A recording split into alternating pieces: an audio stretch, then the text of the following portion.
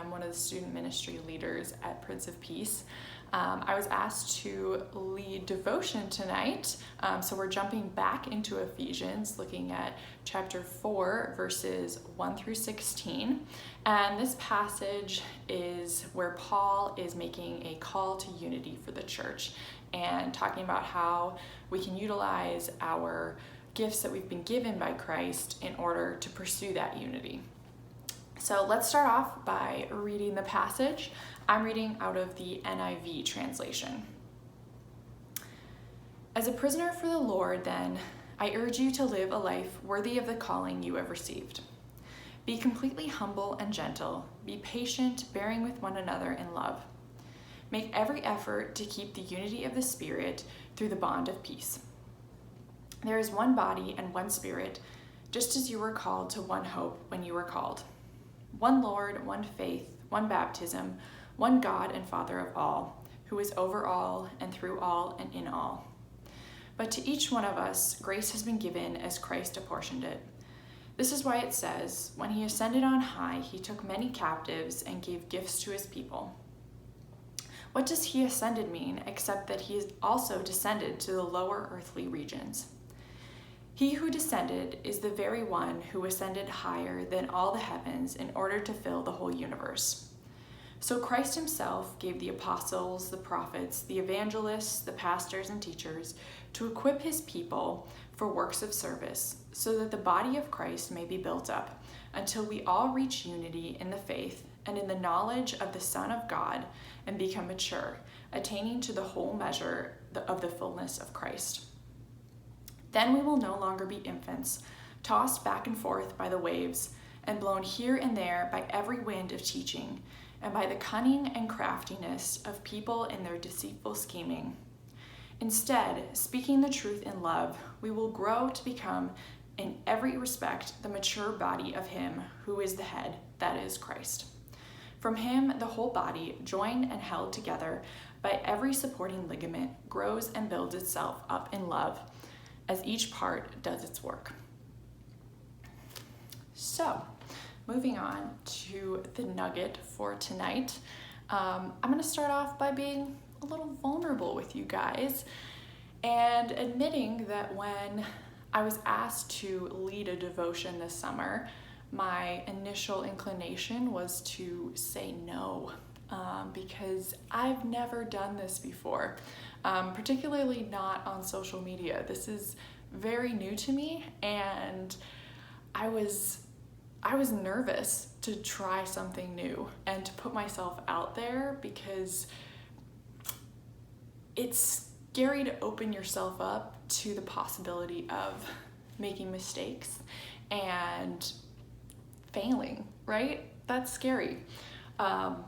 But something that I've been learning for the past couple months is that in order to grow, you need to be vulnerable and you need to take action. You need to go into those unknown places that you've never been before and stretch yourself a little bit.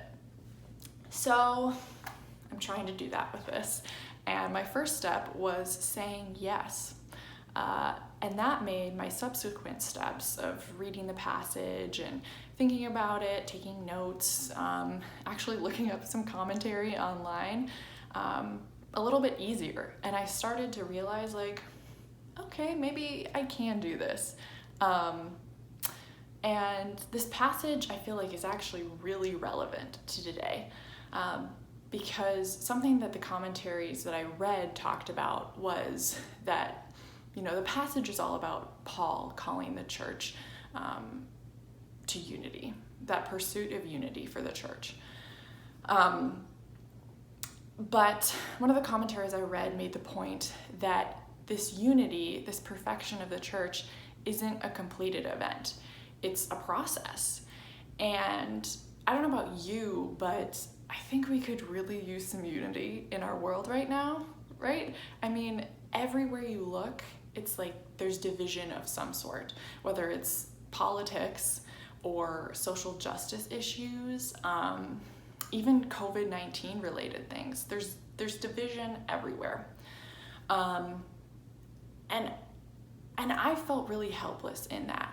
I felt really helpless in trying to make any sort of progress towards unity when some of these issues I don't feel very educated or knowledgeable about. But I think this passage gives hope and encouragement that what we need to do, rather than be stifled by our ego and our pride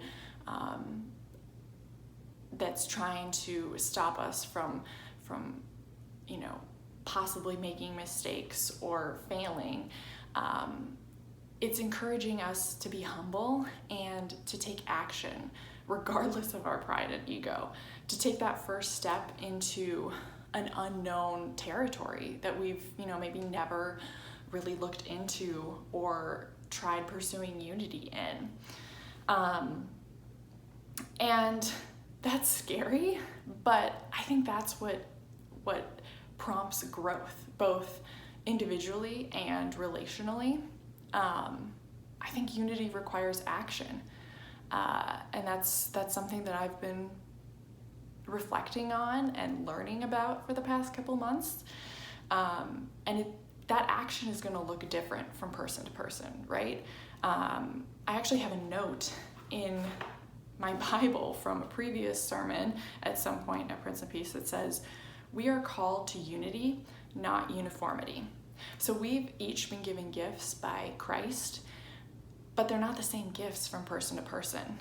So I've been reflecting on what my gifts are and how I can utilize those in order to pursue unity. Maybe for you, your first step or your pursuit of unity means reading an article or having a conversation with someone that might be a little uncomfortable. Maybe it's just going to a protest and seeing what it's all about, or signing a petition of some sort. That first step is going to look different from person to person. And even though it can be overwhelming to dive into that unknown, it's important for the growth of yourself and for the church that we do push ourselves to take that first step. So I'm going to leave you with a quote.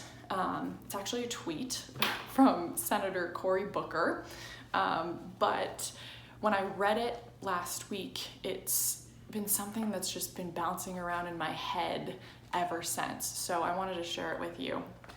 He said, "Never let your inability to do everything undermine your determination to do something." So my question to you this week, which is maybe a self-reflection question or a question to talk about with your small group, is what is your something? How are you going to show up and utilize the gifts that you've been given by God to pursue unity in our world? Thanks for letting me share tonight. I hope you guys all have a great week.